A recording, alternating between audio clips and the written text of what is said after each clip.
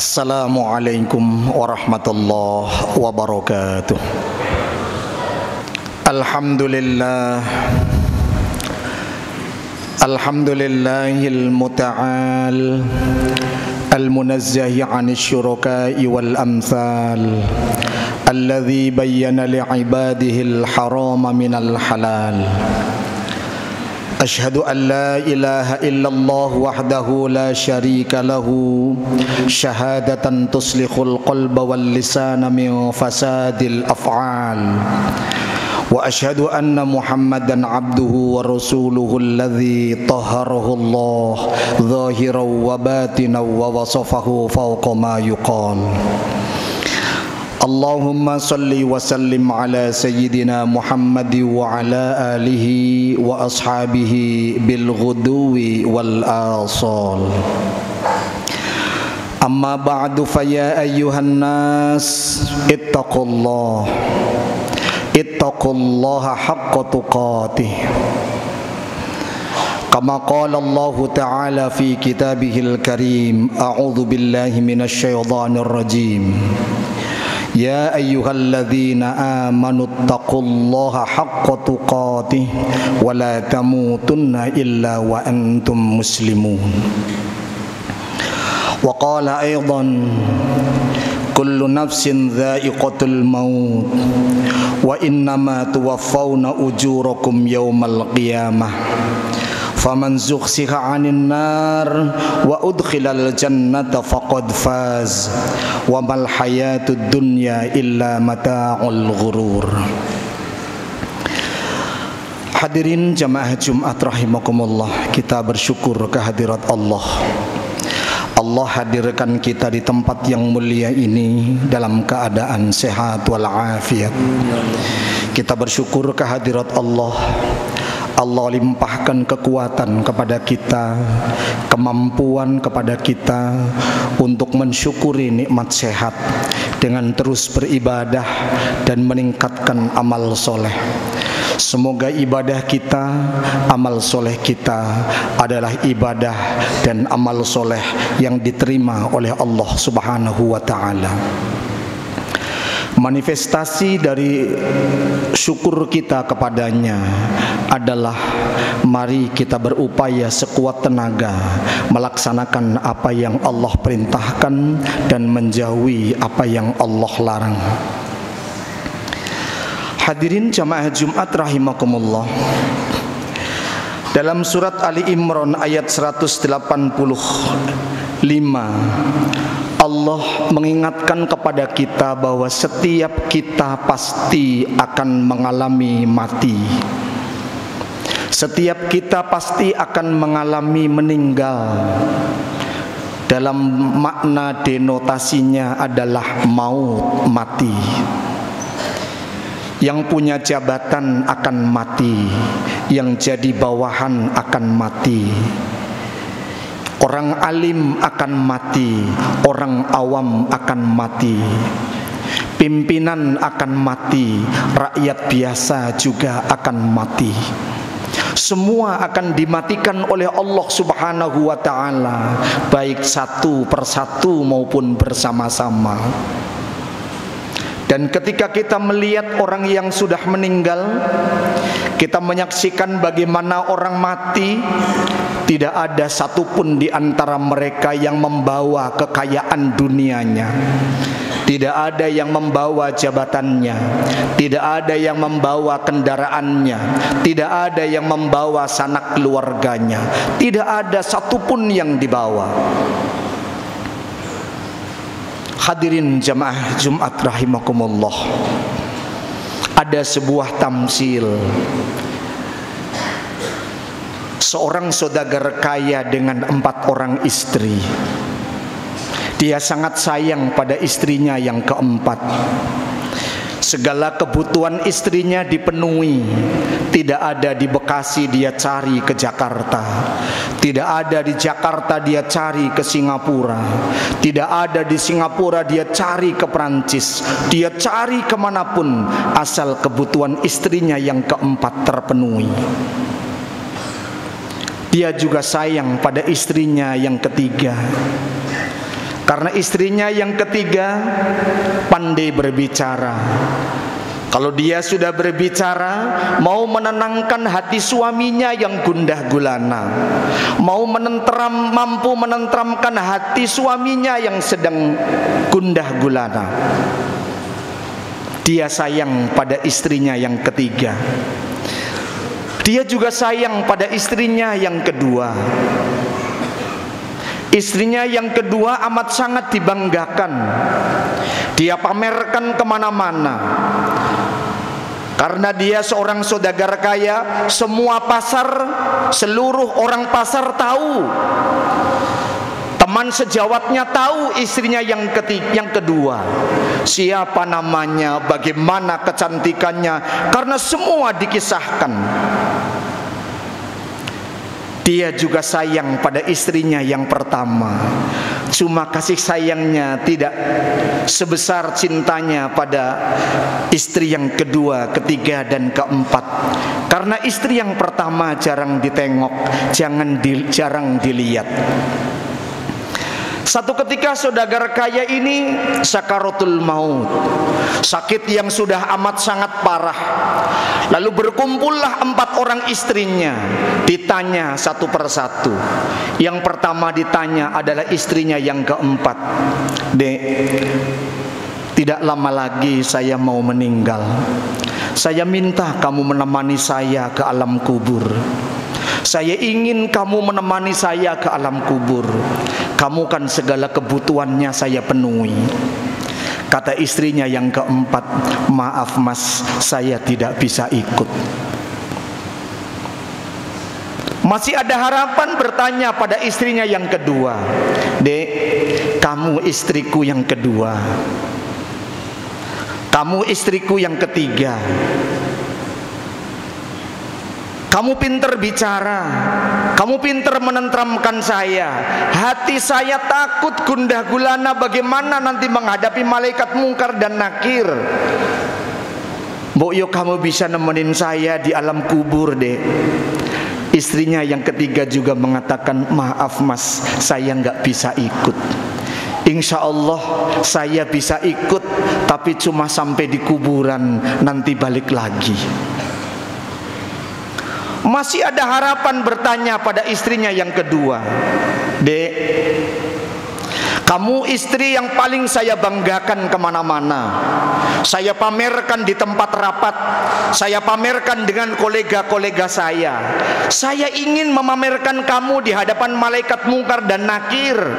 Boyo kamu nanti ikut dek.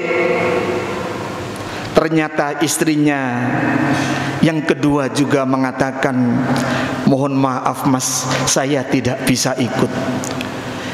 3 istrinya yang diharapkan untuk ikut menemaninya di alam kubur, paling tidak masuk ke liang lahat, tidak satu pun yang bisa menjawab iya saya ikut. Sudah tidak ada harapan lagi. Walaupun tinggal 1 istrinya yang pertama, tidak ditanya, apalagi istri saya yang pertama yang tidak jarang saya tengok. Tapi tiba-tiba dari balik pintu mengatakan, mas, insya Allah saya ikut. Bukan saja saya ikut ke kuburan, tapi saya ikut masuk ke liang lahat. Saya ikut menemanimu menghadapi malaikat mungkar dan nakir. Saudagar kaya ini kaget bukan alang kepalang. Dia mencoba sekuat tenaga, walaupun susah, nengok ke belakang. Suara istrinya yang pertama ternyata menjadikan dia sadar. Kenapa istri yang pertama selalu saya tinggal? Saya kasih makan bukan makanan yang bergizi. Saya kasih minum, kenapa bukan minuman yang bernutrisi, sehingga tubuhnya kerempeng. Bagaimana menghadapi malaikat mungkar dan nakir? Menyesal di kemudian hari. Hadirin jamaah Jumat rahimakumullah, ini sekedar tamsil. Ini adalah kita semua. Kita semua yang dihadapkan pada permasalahan kehidupan. Kita disibukkan dengan 3 permasalahan kehidupan di dunia. Yang kita kadang lupa dengan 1 permasalahan. Istri kita yang keempat, yang kita sayang-sayang adalah tubuh kita. Fisik kita dari ujung rambut sampai ujung kaki, segala kebutuhan fisik kita penuhi. Ketika kita masih muda, badan kita pengen kekar. Olahraga apa yang bisa didapati? Kepengin otot bisepnya muncul, dia berupaya untuk masuk ke tempat olahraga yang bisa mengencangkan otot bisep dan trisep. Bagaimana dia memiliki tubuh yang kekar? Kalau dia pengen tangannya kekar, bagaimana upayanya supaya tubuhnya bisa kekar? Kesehatan begitu penting. Dia berupaya sekuat tenaga untuk memenuhi kebutuhan fisiknya. Tapi wallahi, ketika kita meninggal, fisik kita loyo, tidak punya kemampuan apa-apa. Istri kita yang ketiga adalah anak dan istri kita. Anak dan istri kita adalah orang-orang kesayangan kita. Dia mampu berbicara, walaupun hanya dengan melihat mukanya adem rasanya. Kita pulang kerja sampai di rumah tenang rasanya ngelihat istri, tenang rasanya ngelihat anak, tenang rasanya ngelihat cucu, kadang juga tenang lihat ikan di akuarium. Tapi wallahi, anak dan istri ketika kita meninggal tidak akan pernah masuk ke liang lahat. Dia hanya ikut sampai ke kuburan, kemudian dia akan pulang lagi. Mungkin dia hanya sekedar meneteskan air mata karena sedih ditinggal oleh bapak atau suaminya. Istrinya yang ketiga, istrinya yang kedua, hadirin. Istrinya yang kedua adalah jabatan dan status sosial kita, yang kita bangga-banggakan, yang kita pamer-pamerkan, seolah jabatan ini akan langgeng kita pegang. Dia lupa bahwa jabatannya hanya 5 tahun. Dia lupa bahwa jabatannya sebentar lagi akan selesai. Dia lupa. Dia banggakan ke sana kemari. Bila perlu topinya ditulis nama jabatan kita. Bila perlu trainingnya ditulis nama jabatan kita. Bila perlu sepatunya tertulis nama jabatan kita. Supaya begitu kita jalan, semua orang tahu bahwa saya ini seorang pejabat. Tapi wallahi, begitu pejabat itu meninggal, jabatan menjadi rebutan, dan jabatan tidak akan pernah membantu kita di alam kubur menghadapi malaikat mungkar dan nakir. Tapi istri kita yang pertama, yang suaranya terbata-bata, yang badannya kurus, yang kurang gizi, yang kurang nutrisi, adalah amal soleh kita. Amal soleh yang jarang kita tengok. Kita sholat nungguin kalau hari Jumat. Kita puasa nungguin kalau Ramadan hari pertama sampai hari ke-10. Jarang kita tengok. Kita bersedekah nungguin kalau ada orang minta. Itu pun kalau kemudian kita kasih. Jarang kita lihat. Sholat sunnah jarang, baca Quran jarang, apalagi qiyamul lail jarang, tidak pernah bahkan. Padahal itu nanti yang akan menyertai kita kelak ketika kita ada di alam kubur. Itu sering kita sia-siakan. Sepanjang hari 24 jam kita disibukkan oleh 3 istri kita. Sibuk dengan jabatannya, sibuk dengan anak istrinya, sibuk dengan macam-macam tubuhnya. Tapi kita tidak pernah disibukkan dengan amal soleh kita. Kita tidak pernah menyengaja, saya siap untuk menunaikan salat zuhur jam 11 udah siap. Kita bahkan hampir tidak pernah siap untuk menunaikan sholat asar 2:30 udah siap, karena jam 3 udah asar. Hampir tidak pernah sholat maghrib 5:30 udah siap. Sholat isya 6:30 udah siap. Mau qiyamul lail tidur jam 9 supaya jam 2 bisa bangun. Hampir tidak pernah. Padahal itu nanti yang akan menemani kita. Maka Rasul sallallahu alaihi wasallam mengingatkan kita, tutba'ul mayyit salasun. Diikuti jenazah itu oleh 3 hal. Isnani yarji'u wa yabqa wahidun. Dua nanti akan balik lagi, yang satu akan mengikuti kita di alam kubur.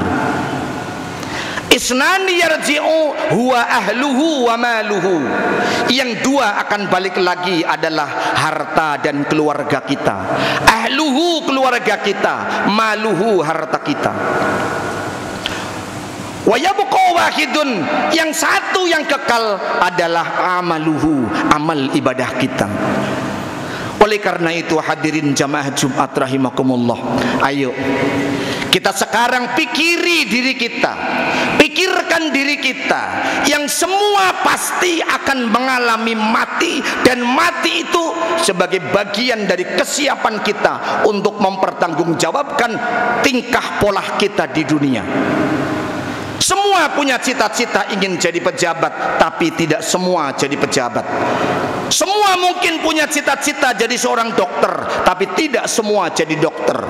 Tapi satu mungkin tidak pernah punya cita-cita mati, tapi wallahi kita pasti mati.